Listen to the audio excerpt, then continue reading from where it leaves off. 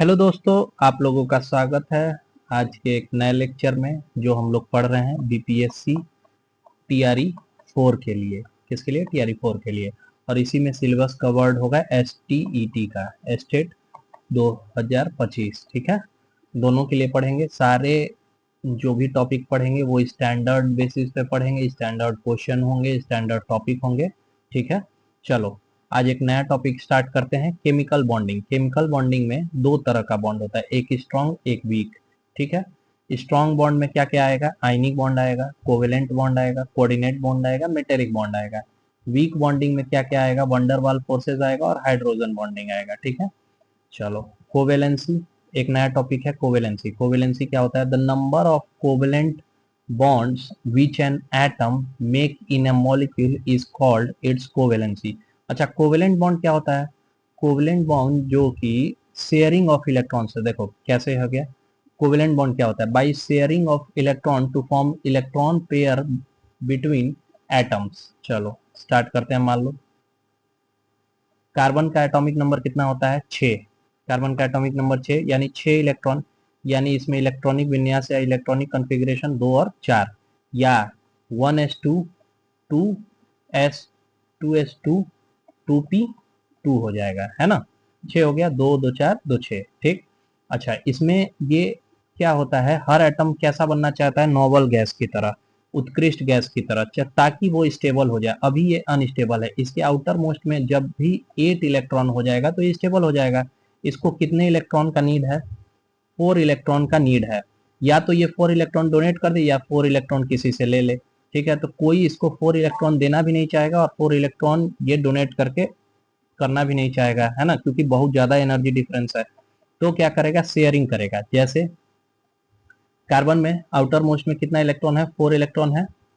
देखो एक, सॉरी, हाँ अब देखो, 1 इलेक्ट्रॉन, 2 इलेक्ट्रॉन, 3 इलेक्ट्रॉन, 4 इलेक्ट्रॉन। और हाइड्रोजन का एटॉमिक नंबर 1 होता है, तो इसमें 1 इलेक्ट्रॉन होता है। इसको कितना चाहिए स्टेबल होने के लिए? एक और। ठीक है, 2 इलेक्ट्रॉन चाहिए।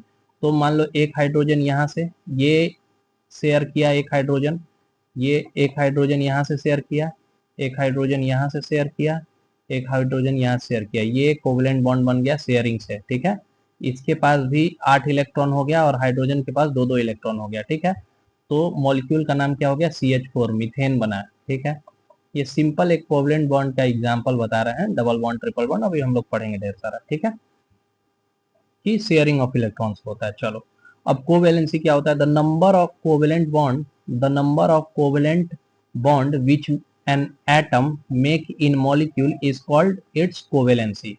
जितना कोवेलेंट बॉन्ड बना सकता है कोई एटम, उसको उसका कोवेलेंसी कहते हैं। तो वो बोरॉन का बताओ, बोरॉन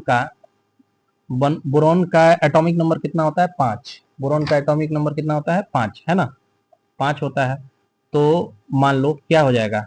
1s2 2s 2s2 और 2p1। ठीक है, तो कितना हो गया? ये तो कंप्लीट फील्ड हो गया, ये भी कंप्लीट फील्ड हो गया, है ना। और p में कितना आ गया? 1 इलेक्ट्रॉन। यानी अगर ये कोवलेंट बॉन्ड बनाना चाहता है तो इसके पास जगह कितना है? एक और इलेक्ट्रॉन इसमें आटेगा, यानी एक ही बॉन्ड बना सकता है ऐसे। तो इसका कोवेलेंसी कितना हो जाएगा? कोवेलेंसी कितना हो जाएगा बताओ? 1 हो जाएगा। कोवेलेंसी कितना हो जाएगा? 1 हो जाएगा। लेकिन अभी ये किस में है? ग्राउंड स्टेट में है। अभी किस में है? ग्राउंड स्टेट में। ग्राउंड स्टेट में इसका कोवेलेंसी 1 हो गया। ठीक है, कोवेलेंसी 1 हो गया, यानी ग्राउंड स्टेट में ये बना सकता है एक बॉन्ड बस। ठीक है, अब क्या करेंगे कि देखो यहाँ और यहाँ दोनों जगह खाली है, अभी यहाँ और यहाँ दोनों इलेक्ट्रॉन आ सकता है। तो क्या करेंगे? इसको उठा के यहाँ ले आएंगे। ठीक है, फिर देखो क्या बॉन्ड बन सकता है। देखो ये हो गया 1s 2 था, यहाँ जो 2s था उसमें 1 इलेक्ट्रॉन, और इसको उठा के देखो। ठीक है, तो 2, एक यहाँ पहले से था, एक यहाँ वाला इसको ले आए यहाँ, तो क्या हो जाएगा? यहाँ ऐसे हो जाएगा। अब देखो, अब अगर बॉन्ड बनाना हो तो एक बॉन्ड यहाँ बनेगा, एक बॉन्ड यहाँ बनेगा, या एक बॉन्ड यहाँ बनेगा। यानी एक्साइटेड स्टेट में बोरॉन जो है वो 3 बॉन्ड बना सकता है। एक्साइटेड स्टेट में बोरॉन कितना बना सकता है? 3। ठीक है, नॉर्मली 3 बॉन्ड कहाँ पे? एक्साइटेड स्टेट में। ठीक है, एक्साइटेड स्टेट में 3 बॉन्ड बना सकता है, और अगर चाहे तो ये एक्सटेंड कर सकता है अपना कोवेलेंसी 4, एक इलेक्ट्रॉन यहाँ से लाके। ठीक है, 4 तक कोवेलेंसी एक्सटेंड कर सकता है, लेकिन नॉर्मली ग्राउंड स्टेट में एक बॉन्ड बनाएगा, उसके बाद एक्साइटेड स्टेट में 3 बॉन्ड बनाएगा। देखो, एक यहाँ, एक यहाँ, एक यहाँ, 3 बॉन्ड बना सकता है। ठीक है, 3 बॉन्ड, 3 इलेक्ट्रॉन शेयरिंग से 3 कोवेलेंट बॉन्ड बना सकता है। तो कोवेलेंसी कितना हो गया? 3। ठीक है, ये समझ गया। चलो अब देखें कार्बन के बारे में। कार्बन का एटॉमिक नंबर कितना होता है? 6। देखो क्या हो जाएगा, 1s, 1s2, 2s2, 2p2, है ना, 2p2। तो देखो 1s हो गया, ये 2, 2s2 हो गया, 2p2, 1, 2।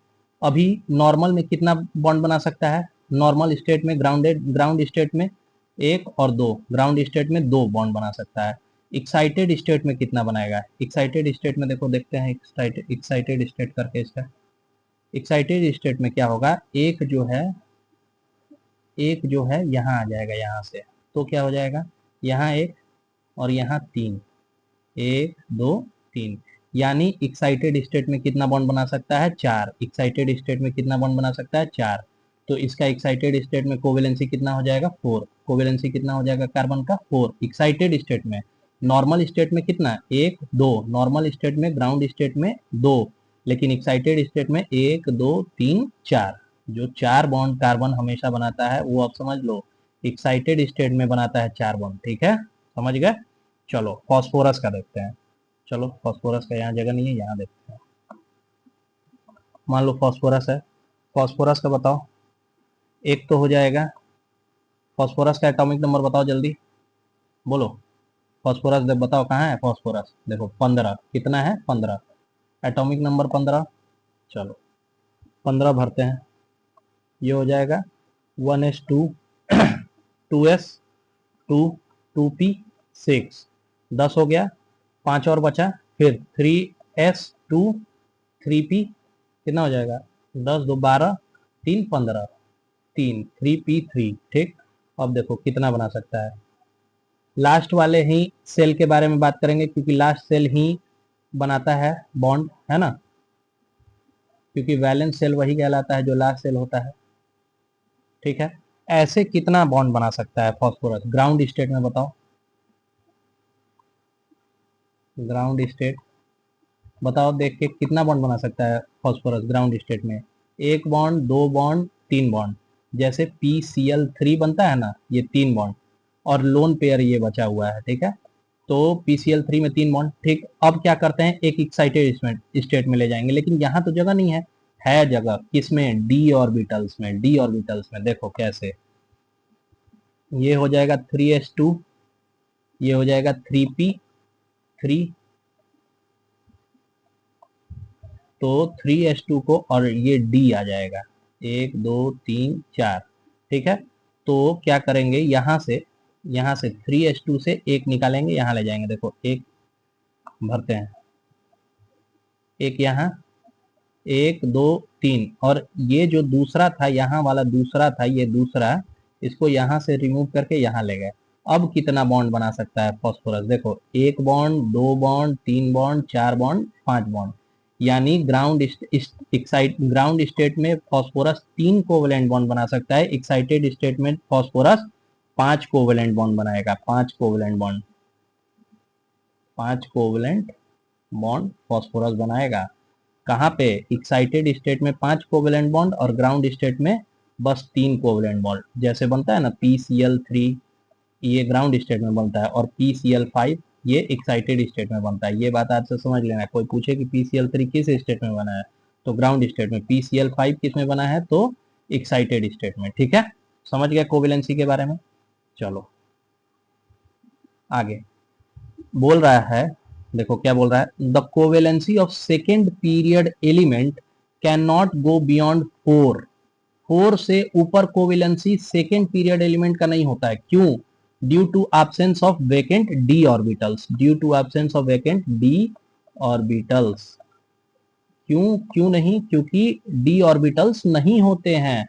अच्छा तुम सोचो 4 में पी के बाद पी अगर होगा, पी में से और एस होगा, यहाँ पी में अगर 3 था, ठीक है, एस में, चलो नाइट्रोजन का देखते हैं, नाइट्रोजन में, नाइट्रोजन का कोवेलेंसी देख के समझते हैं। चलो नाइट्रोजन देखो, नाइट्रोजन है, नाइट्रोजन में 7 होता है, तो कितना हो जाएगा 1s2 2s2 2p3, ठीक है। तो मान लो यहाँ 3 हो गया, 1 2 3, यहाँ 2 हो गया, ठीक है। तो कितना बॉन्ड बना सकता है? 3 ही बॉन्ड बना सकता है ग्राउंड स्टेट में। एक्साइटेड करेंगे तो इसके पास जगह ही नहीं है, क्योंकि डी ऑर्बिटल तो सेकेंड पीरियड से आता ही नहीं है, डी ऑर्बिटल सेकेंड पीरियड से आता ही नहीं है। कहां से आएगा? थर्ड पीरियड से आएगा। यानी कि ये बात याद रखने वाली है, एनसीईआरटी में दिया हुआ है कि the covalency of second period element can not be beyond 4 due to absence of vacant d orbital. ये बहुत इंपॉर्टेंट लाइन है, ठीक है। देखो कहां तक? Second period, first period, second period, second period के का कोवेलेंसी कितना होगा? 4 हो सकता है, मैक्सिमम 4 हो सकता है, ठीक है, उससे ज्यादा नहीं हो सकता है। लेकिन third period onwards D orbital आने के वजह से, डी ऑर्बिटल आने के वजह से कोवेलेंसी 4 से एक्सटेंड हो सकता है, कोवेलेंसी 4 से एक्सटेंड हो सकता है, ठीक है। अच्छा एक और एग्जाम्पल है, ये सारे इंपॉर्टेंट एग्जाम्पल है, अगर याद कर सकते हो तो याद कर लेना डायरेक्ट, क्योंकि आता है कि कौन सा मॉलिक्यूल हो सकता है कौन सा नहीं हो सकता। देखो कौन सा? BF6 3 माइनस, और ये एग्जिस्ट नहीं करता है। CF6 2 माइनस कभी एग्जिस्ट नहीं करेगा। वैसे भी CH4 तक मैक्सिमम हो सकता है, 4 कोवेलेंट बॉन्ड कार्बन बना सकता है।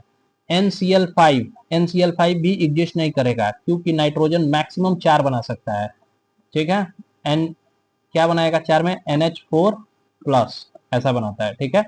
OF6 कभी नहीं होगा, FCl5 कभी नहीं होगा। क्यों? क्योंकि डज नॉट एग्जिस्ट। क्यों? क्योंकि वैकेंट डी ऑर्बिटल्स नहीं होते हैं, ठीक है ना।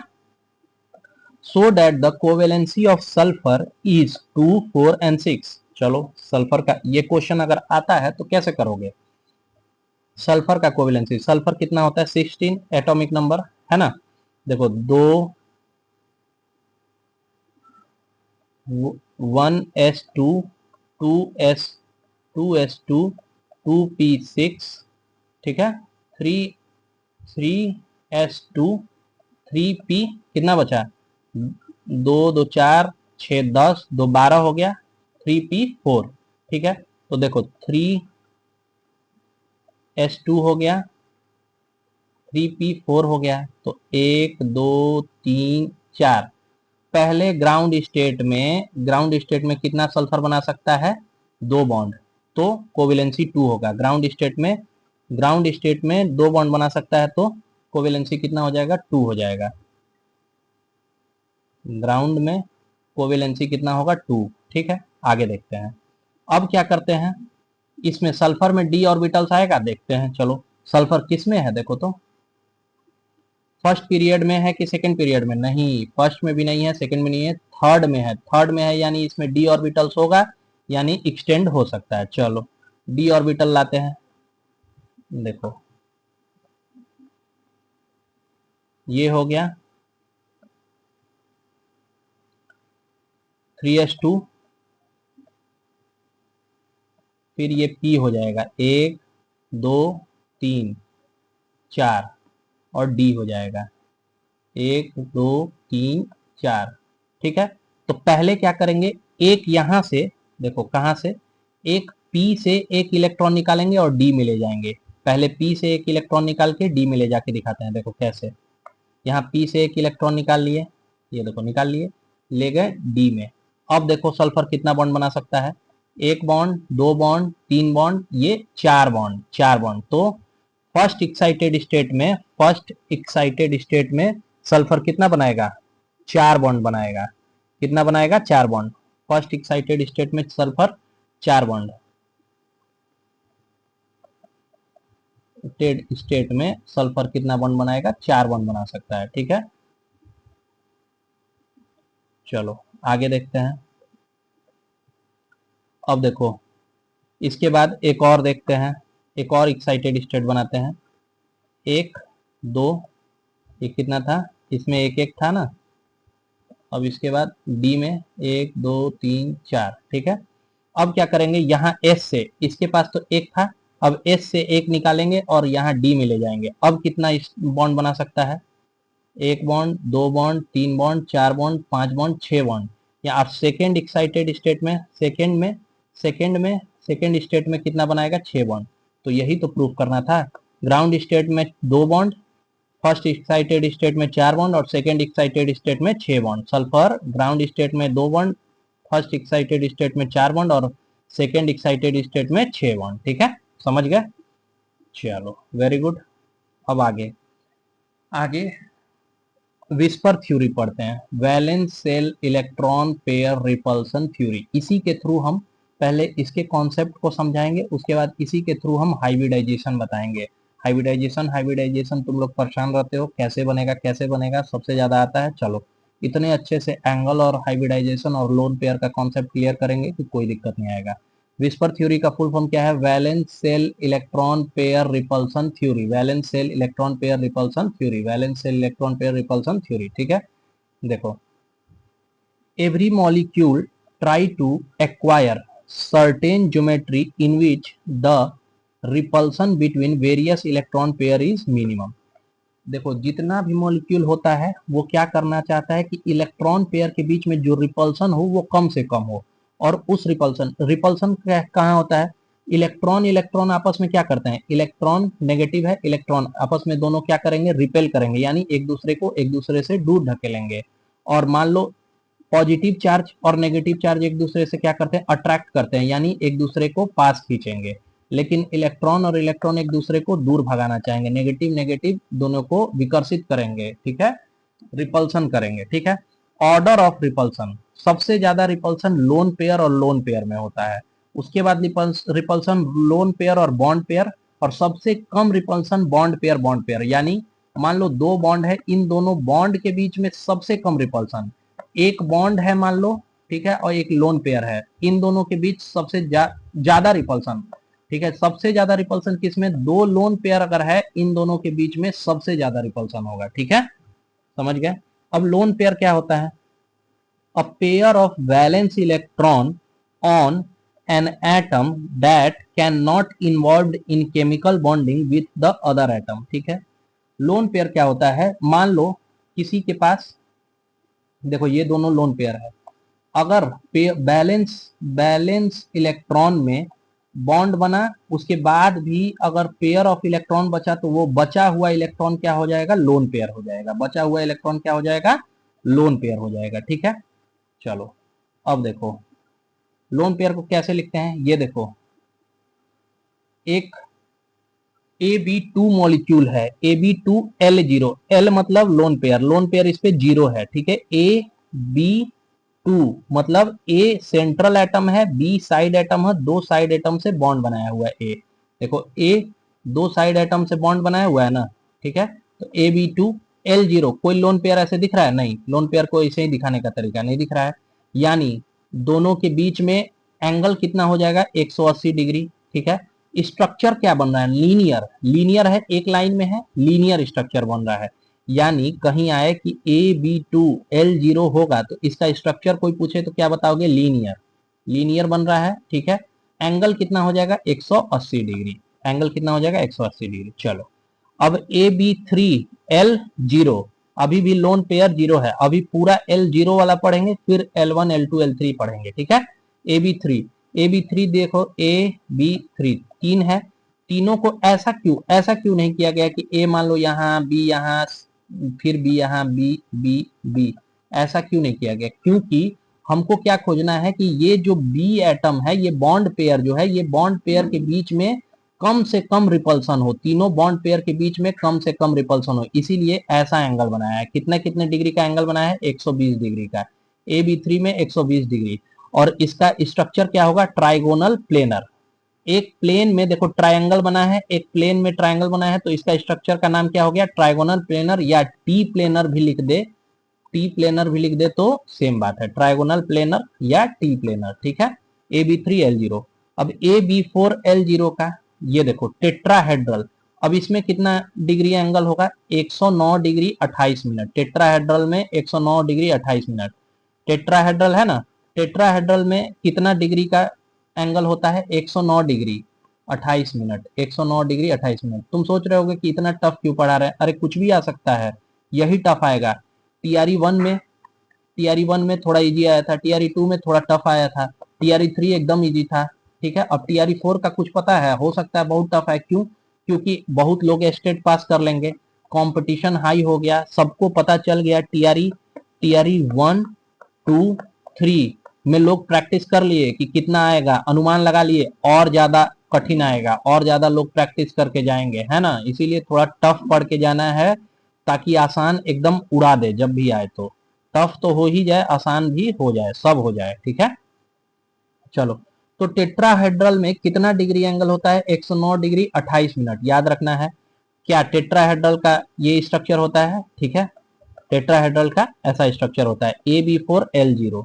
अब AB5L0 देखो, AB5L0 5 बॉन्ड पेयर है और एक सेंट्रल एटम है। ए जो है सेंट्रल एटम है, साइड एटम कितना है, 5 एटम है, ठीक है। कैसे हो रहा है, इसको क्या बोलते हैं, ट्राइगोनल बाई पिरामिडल। देखो ट्रायंगल बन रहा है 3 से, और बाई पिरामिडल, दो पिरामिड के तरह ऊपर एक और नीचे एक, बाई बाई का मतलब दो होता है, बाई पिरामिड के तरह दो एटम लगा हुआ है, ठीक है।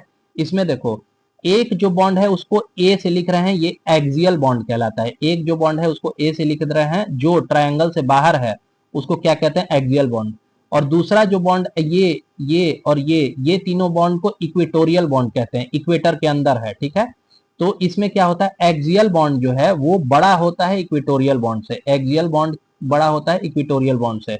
और एक्सियल और इक्वेटोरियल के बीच का एंगल होगा, एक एंगल होगा 90 डिग्री, और दोनों इक्वेटोरियल के बीच का एंगल होगा 120 डिग्री, ठीक है। इसको क्या बोलेंगे, ट्राइगोनल बाई पिरामिडल, या शॉर्ट में TBP। क्या बोलेंगे, TBP, trigonal bi pyramidal, trigonal bi pyramidal, या TBP बोलेंगे। क्या बोलेंगे, TBP, ठीक है। ये हो जाएगा BBB, ठीक है ना, समझ गए बात को। क्या हो जाएगा, AB5L0, ठीक है। AB, अब देखो AB6L0 है ना। AB6L0 में क्या हो जाएगा, 6 बॉन्ड बनेगा और लोन पेयर 0 है। 6 बॉन्ड, तो ए जो है सेंट्रल एटम हो गया, 1 2 3 4 बॉन्ड प्लेन के अंदर बन गया, 4 बॉन्ड प्लेन के अंदर, 2 बॉन्ड प्लेन से बाहर, ठीक है।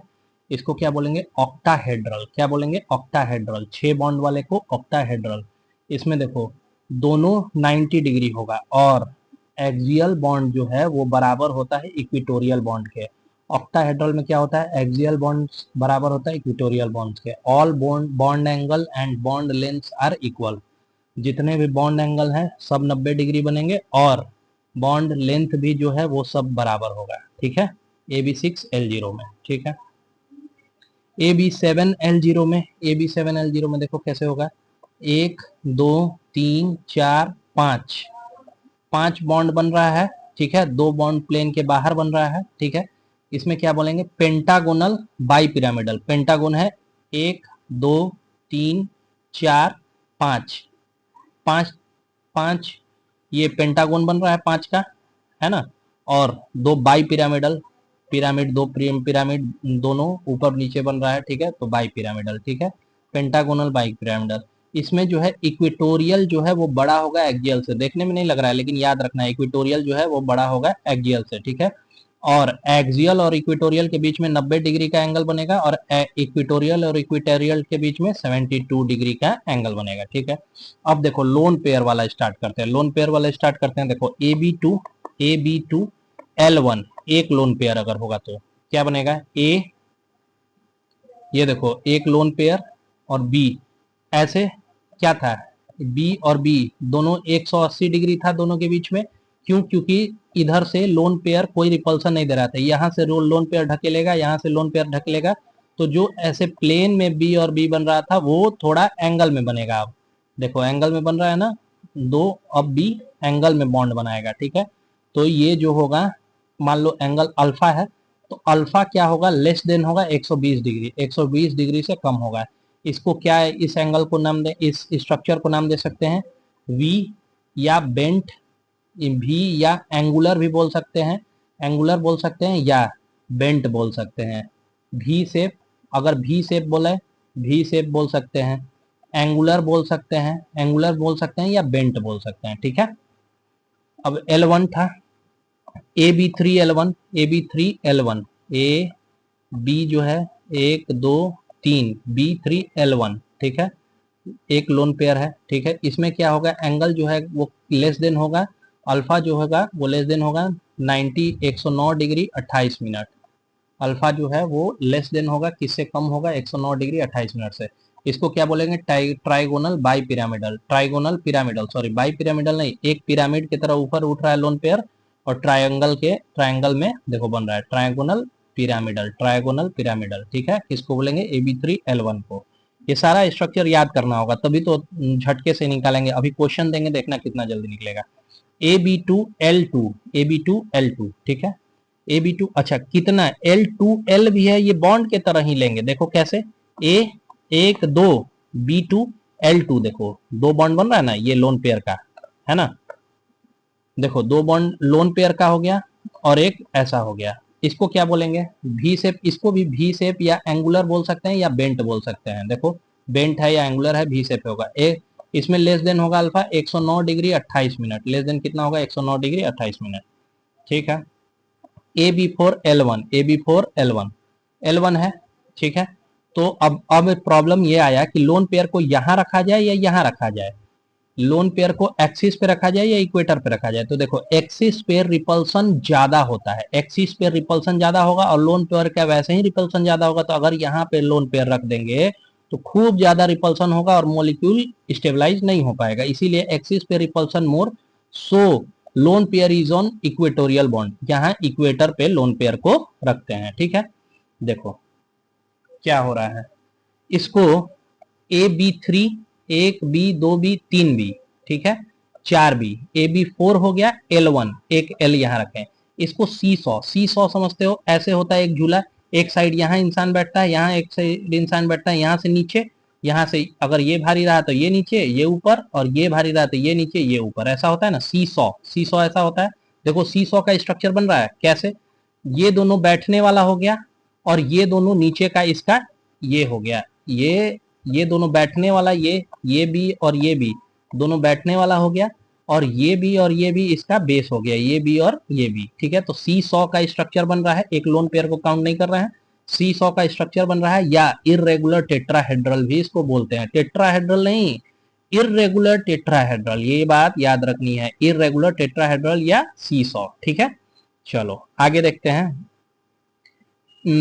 AB3L2, अब देखो दो लोन पेयर आ गया, दोनों को इक्वेटर पे रखेंगे, यहाँ और यहाँ। ठीक है, तो कौन सा शेप बनाएगा, यहाँ बी, बी, यहाँ बी। देखो टी शेप बना है, बेंट टी, थोड़ा ऐसे टी बन रहा है, ये टी बन रहा है उल्टा, टेढ़ा टी बन रहा है, तो बेंट टी या टी शेप भी बोल सकते हैं। टी ऐसे होता है ना, तो इसको टेढ़ा बेंट कर दिए, तो बेंट टी या टी शेप भी इसको बोलते हैं, बेंट टी या टी शेप बोलते हैं। ठीक हो, AB3L2 को, AB3L2 को। ठीक है, 12 में हो गया AB2L3, AB2L3, देखो 1 2 3, तीनों इक्वेटर पे लोन पेयर आ गया, तीनों इक्वेटर पे लोन पेयर आ गया, दो बॉन्ड आ गया इधर इधर, बी एक इधर एक इधर, तो इसको लीनियर बोलेंगे। कैसे, क्योंकि ये सीधा हो गया, देखो दोनों बॉन्ड सीधा लीनियर हो गया ना, तो लीनियर, देखो लीनियर स्ट्रक्चर और कहाँ था, याद करो AB2 था, AB2 लीनियर था ना, ए बी और बी, ए बी इधर और बी इधर, 180 डिग्री पे लीनियर था। एक और लीनियर क्या आ जाएगा, AB2L3 भी लीनियर होगा। ये लोग कंफ्यूज होते हैं कि AB2 है, दो लोन, तीन लोन पेयर है, फिर भी लीनियर होगा। हाँ लीनियर होगा, ये देखो लीनियर हो रहा है ना। ठीक, AB5L1, देखो 1 2 3 4 5, 5 बॉन्ड बनाया, स्क्वायर पिरामिडल, बाई पिरामिडल था, यहां अगर बॉन्ड होता तो बाई पिरामिडल था, लेकिन एक ही पिरामिड बन रहा है क्योंकि एक बॉन्ड है। ठीक है, यहां देखो इसका क्या हो जाएगा, स्क्वायर प्लेनर, इसका लिखे नहीं है, स्क्वायर प्लेनर हो जाएगा, PLANER। ठीक है, स्क्वायर इस sorry square planar, square planar हो जाएगा। क्यों? क्योंकि दोनों साइड से देखो लोन पेयर आ गया, कोई पिरामिड नहीं बन रहा है, इसीलिए पिरामिडल नहीं होगा। ठीक है, चलो अब क्वेश्चन करते हैं।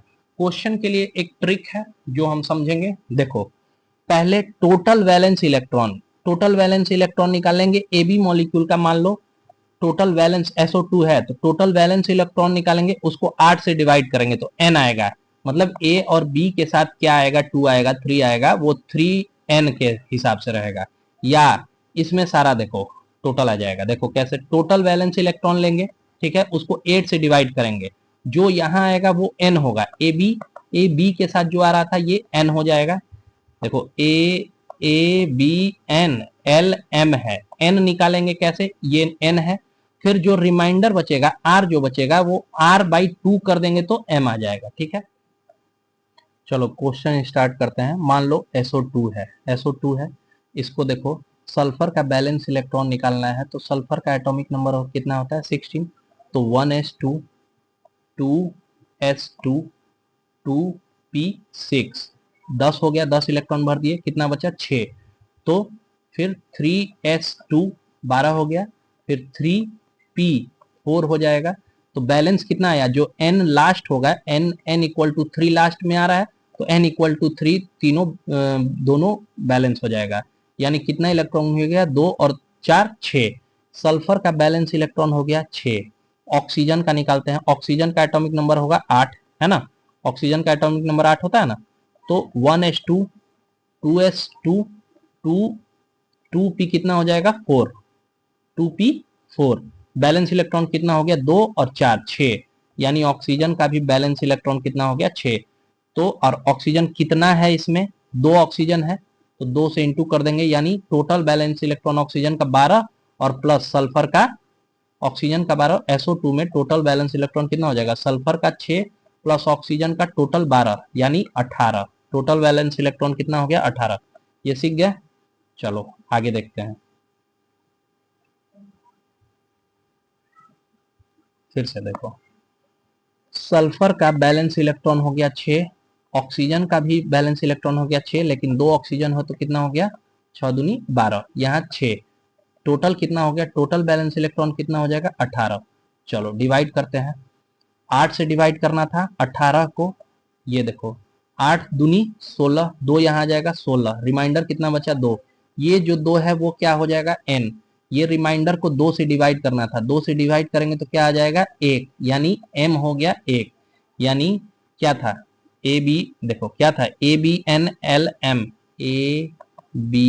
ABNLM। तो B की जगह n की जगह क्या रख देंगे 2, L की जगह क्या रख देंगे 1। यानी जो अभी हम लोग सीखे थे उसमें देखो क्या हुआ, अभी पूरा सीखे ना, उसमें से निकालते हैं। देखो AB2L1 यूज सिखा रहे हैं। AB2L1 कहाँ था, देखो L0 था, AB2L1 है यहाँ, AB2L1 इसका क्या था, V शेप या एंगुलर होगा, है ना। SO2 का कोई पूछे स्ट्रक्चर तो V शेप होगा, एंगुलर होगा या बेंट हो सकता है, ठीक है, तीनों हो सकता है। उसके बाद एंगल कितना होगा, लेस देन 120 डिग्री, एंगल कितना हो सकता है, लेस देन 120 डिग्री। ठीक है, अब देखो SO3 को का खुद से निकालना, ठीक है, SO2 का निकाल दिए, SO3 का खुद से निकालना। अब SO3 2 माइनस थोड़ा टफ लग रहा है, इसका निकाल देते हैं हम। देखो S का कितना था 6, इसमें जो माइनस होगा, माइनस जो भी रहेगा उसको जोड़ देंगे, अगर प्लस होता तो माइनस घटा देते, ठीक है, इलेक्ट्रॉन्स में, क्योंकि माइनस होना माने इलेक्ट्रॉन का एडिशन होना। तो इलेक्ट्रॉन, टोटल बैलेंस इलेक्ट्रॉन 6 2 8 हो गया, ठीक है, सल्फर का। ऑक्सीजन का कितना होता है बैलेंस इलेक्ट्रॉन, 6 होता है, इंटू 3 करेंगे, क्यों, क्योंकि 3 ऑक्सीजन है तो 3 कर देंगे, 6 प्लस 2 8 और 6 3 18, 18 में 8 जोड़ देंगे तो बताओ कितना हो जाएगा, 26 होगा। 18 में 8 जोड़ेंगे 26 होगा, तो 26 को डिवाइड करेंगे 8 से, तो 8 तिरी के 24, 24 हो जाएगा। और कितना बचा 2, अब 2 को 2 से डिवाइड करेंगे तो क्या आ जाएगा 1, यानी 1 क्या आ गया m, और 3 क्या आ गया n, यानी ABNLM में ABN के जगह 3, L के जगह 1, AB3L1। AB3L1 क्या था बताओ? ट्राइगोनल बाई पिरामिडल था AB3L1। देखो AB3L1, AB3L1 क्या था? Trigonal bi pyramidal. देखो 1 2 3, 3 बी था, है ना, और एक लोन पेयर था। AB3L1 trigonal bi pyramidal, less than angle 109 degree 28 minute, 109 degree 28 minute. ठीक है, अभी इसी से हाइब्रिडाइजेशन भी निकालेंगे हम लोग, ये याद रखना है। ठीक है, चलो अब नेक्स्ट क्वेश्चन देखते हैं। अब ऐसे ही है, SO4 2 माइनस, 2 इलेक्ट्रॉन ऐड कर देंगे और 6 से इंटू 4 कर देंगे ऑक्सीजन के लिए, और 8। ठीक है, और ऐसे ही डिवाइड कर देंगे। सीख गए? चलो अब नया निकालते हैं, नया निकाल के सीखते हैं कैसे होगा। देखो SF4 S का कितना होता है बैलेंस इलेक्ट्रॉन? 6। F का बैलेंस इलेक्ट्रॉन याद नहीं है तुम लोग को, तो F का एटॉमिक नंबर याद है 9।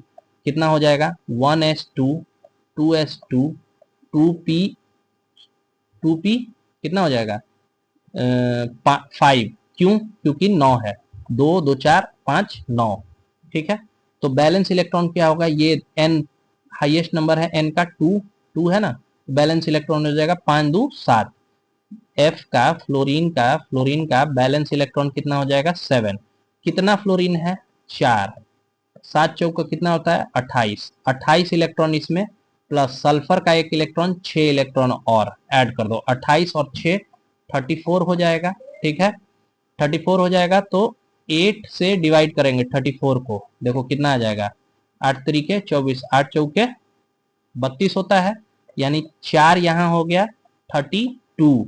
कितना बचा? 2। 2 को डिवाइड करेंगे फिर से 2 से, तो क्या हो जाएगा? 1, यानी M हो गया 1, और 4 हो गया N, है ना, 4 हो गया N, M हो गया 1। यानी क्या आया फॉर्मूला? ABNLM था, तो क्या हो जाएगा? ABN के जगह 4L1। AB4L1 क्या था बताओ? AB4L1 क्या था? इरेगुलर टेट्राहेड्रल था। AB4L1 देखते हैं, चलो AB4L1 मिल गया। देखो AB4L1 क्या था? इरेगुलर टेट्राहेड्रल या सीसॉ था, इरेगुलर टेट्राहेड्रल या सीसॉ था ना, इरेगुलर टेट्राहेड्रल या सीसॉ, ये याद रखना है। ठीक है, इरेगुलर टेट्राहेड्रल या सीसॉ। क्यों यहाँ पे लोन पेयर, एक ही लोन पेयर था, तो क्यों यहाँ पे रख रहे थे? क्योंकि रिपल्सन जो है एक्सिस पे ज्यादा था। ठीक है, चलो अब देखते हैं, एक और क्वेश्चन देखते हैं। अब 3 वाला देखा जाए, SOCl2, SOCl2 देखते हैं, SOCl2। चलो यहाँ नया में देखते हैं क्या, SOCl2। चलो S का कितना हो जाएगा? 6। O का कितना हो जाएगा? 6। Cl का, क्लोरीन का कितना होता है? क्लोरीन का 17 होता है ना, तो 17 को देखते हैं। 1s2 2s2 2p6 3s2 3p 3p कितना होगा? देखो कितना बचा? 2 2 4 हो गया, 6 10 हो गया, 2 12 हो गया, 12 5 17, 3p5 हो जाएगा। ठीक है, तो 5 2 7। वैसे भी fluorine chlorine bromine, chlorine bromine iodine, इन सब का सेम होता है ना, क्योंकि हेलोजन ग्रुप होता है, ये हेलोजन ग्रुप होता है। ठीक है, इसका सेम होता है। तो क्लोरीन का कितना आ गया बताओ? 7 आ गया। कितना क्लोरीन है? 2 क्लोरीन है, तो इसका 6, इसका भी 6, और 7 दूनी 14, जोड़ो 6 6 और 14, 6 दूनी 12, अब 12 24 दो 26, 26 हो जाएगा। अब 26 को डिवाइड करेंगे 8 से, 26 को डिवाइड करें 8 से, 8 तरीके 24, 24 कितना हो गया? 2। अब तो आइडिया हो गया कि 2 को 2 से डिवाइड करेंगे तो 1 आ जाएगा, यानी M यानी लोन पेयर 1 हो गया, और N हो गया 3। ठीक है, तो देखो ABNLM था, तो ABN के जगह 3 हो गया, L के जगह 1 हो गया, AB3L1। ये भी क्या हो गया? AB3L1।